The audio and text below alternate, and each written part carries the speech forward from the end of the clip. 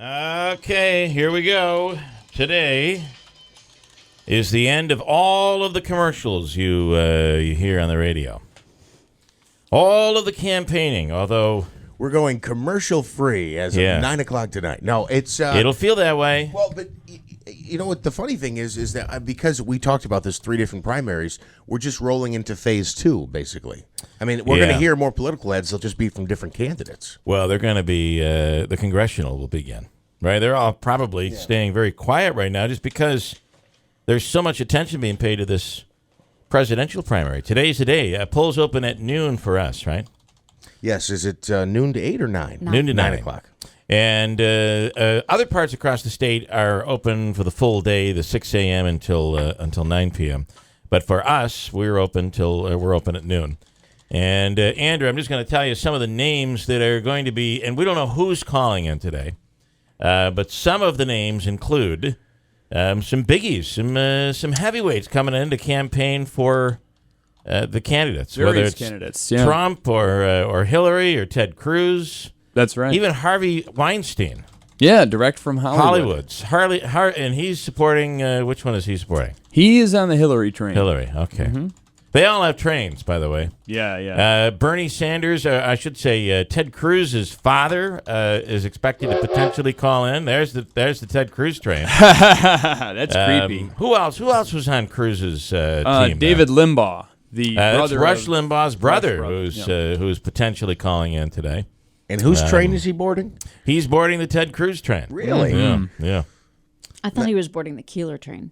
Well, we'll see if that happens today. And hit that horn sound and see if you can guess, all right? Now, listen carefully. This is a little contest for Andrew because he's been digging in on this. He's going to play the sound of the train horn. You tell me which candidate's horn it is. Ready? Here's one here. Listen. Whose train is that? That sounds like the Kasich train. That is the Kasich train. He's got that right. All right, train number 2. Listen in here. That's the little train that could. Listen in. Here we go. Sounded a little cruisy.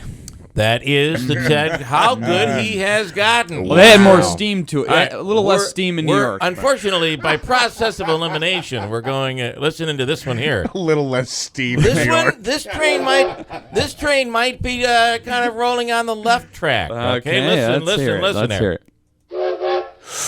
Ooh, it sounds like a Russian-made train.